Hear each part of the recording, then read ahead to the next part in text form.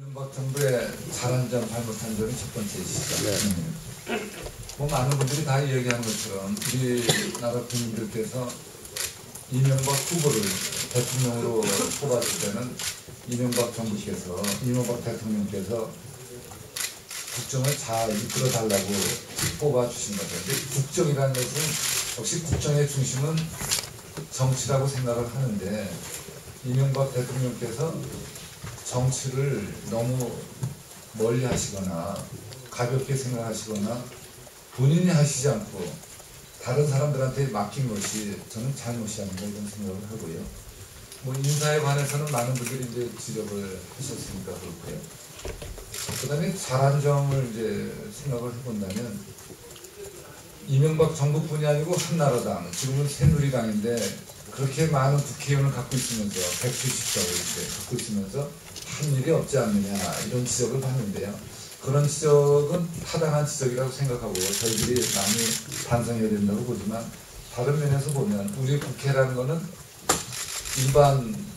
일반 기관하고 달리 좀 특별한 조직이라고 생각을 해요. 국회는 존재하는 것만으로도 그 소비의 목적을 또 달성하는 조직이라고 봅니다. 만약에 이명박 정부가 탄생하지 않고 상대편 후보가 당선이 됐었으면 지금과 같은 세계 경제 위기 속에, 지금 같은 안보 위기 속에 대한민국이라는 이 작은 배가 어느쯤 떠내려가고 있을지 생각을 해보면요. 그래서 우리 생각을 해보면 그래도 이명박 정부 한나라당이 기한이 있다 이렇게 생각을 할 수가 있고요.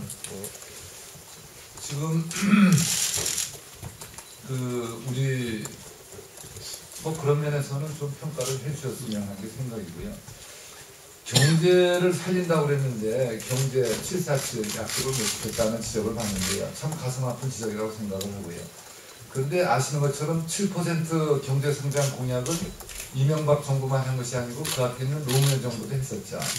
근데 이명박 정부와 노무현 정부의 실제 경제 실적을 비교해 보면요. 한 1% 정도 차이가 있습니다.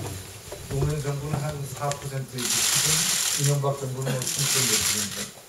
근데 세계 경제는 노무현 정부 때는 세계가 큰 포항이었고요. 이명박 정부는 세계 경제 위기거든요. 그래서 세계 경제 평균 경제 실적하고 우리나라의 노무현 정부, 이명박 정부 때 경제 실적 한번 비교해 보시면요.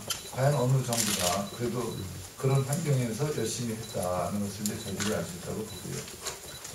그 다음에 외교 말씀을 하셨는데요. 저는 지금 우리 시대의 특징은 국내 문제와 국외 문제를 구별할 수 없는 이 두 가지 문제가 서로 함께 물려서 돌아가는 상호 의존의 시대라는 것이 큰 특징이라고 보고요.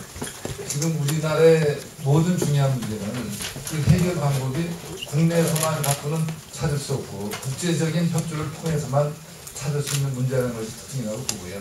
그렇기 때문에 국내 정치 안에서만 성장한 지도자는 저는 현 시대에서 과연 맞는 것인지 생각을 하게 되고 그렇다고 해서 이러한 문제에 관해서 바깥 세상의 문제에 관해서 학교에서 공부만 했다고 해서 또 그것이 충분한 것은 아니고요. 그렇다고 해서 체계적인 기본적인 연구나 공부 없이 사람을 몇 사람 만났다고 해서 그런 분야에 도움이 되는 지식과 지혜가 생기는 것도 아니라고 생각을 하면서요. 뭐 이런 분야는 특히 국내 정치도 그렇지만 이 바깥 세상의 문제, 바깥 세상의 흐름을 정확히 이해하는 능력은 상당히 시간이 걸리는 일이라고 생각을 합니다. 그래서 제가 그런 분야에 오랫동안 학교에서도 공부하고 실제로 일을 해보면서 이러한 소중한 경험이 필요할 때도 있겠다는 생각을 하게 됩니다. 네. 그 입장을 좀 설명 좀 해주시죠. 이 질문은 이제 많은 분들이 하시는 질문인데요. 우선 아시는 것처럼 민주통합당은 당원에 의해서 국민 참여 경선을 한다고 이렇게 규정을 하고 있죠. 그래서 민주당은 반드시 그것을 할 겁니다. 당원의 규정이 되어 있기 때문에.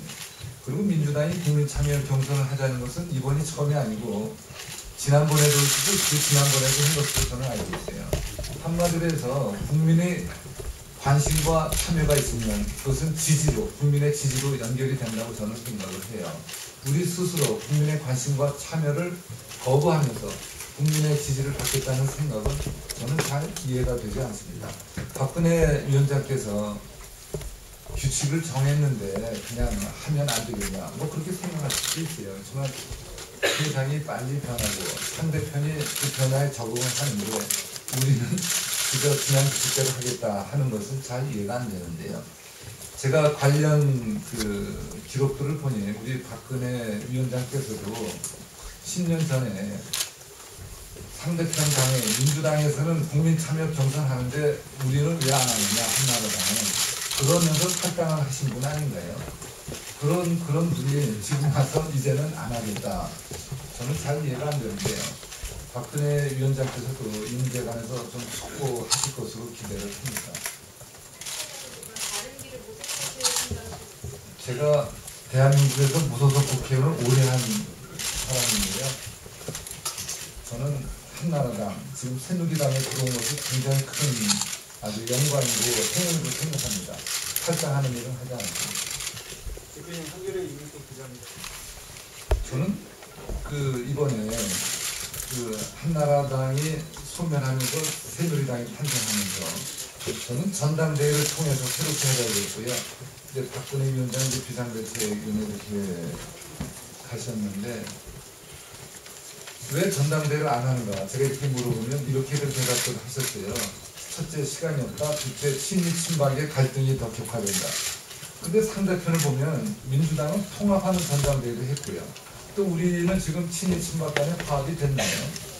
친박이 친이를 힘으로 좀 이렇게 많이 누르고 많이 내보내는 이런 형편인 것 같은데요. 저는 그래서 제가 그 과정에서 한나라당의 당대표를 했던 사람으로 한나라당이 어려움에 처했으니 용퇴하라 뭐 이런 설명도 이야기도 많이 들었는데요.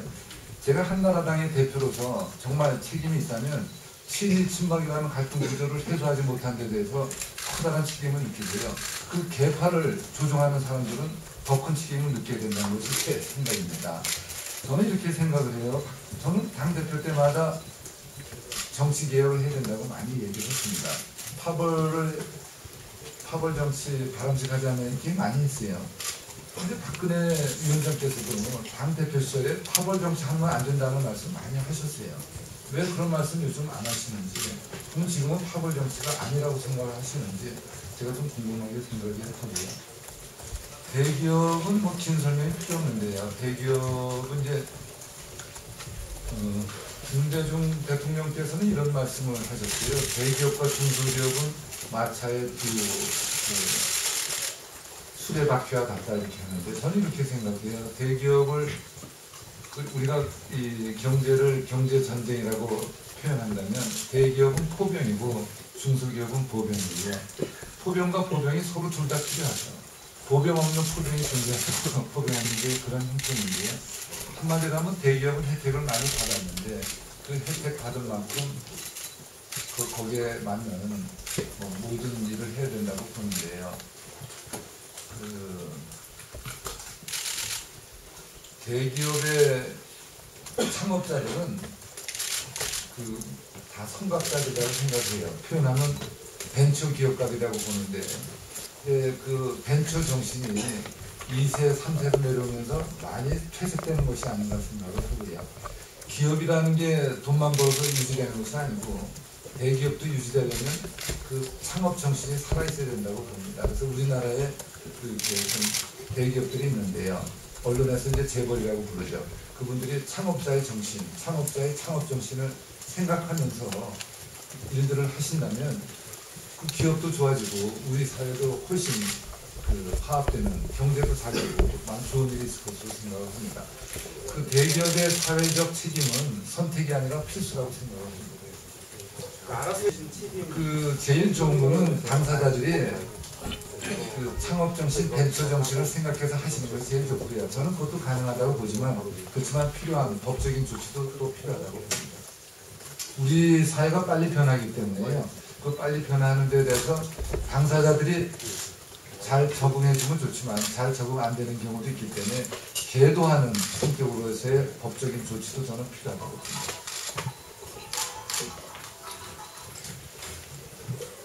말씀 다 진행하신 것 같습니다. 오늘 이렇게 많이 참석해 주셔서 고맙습니다.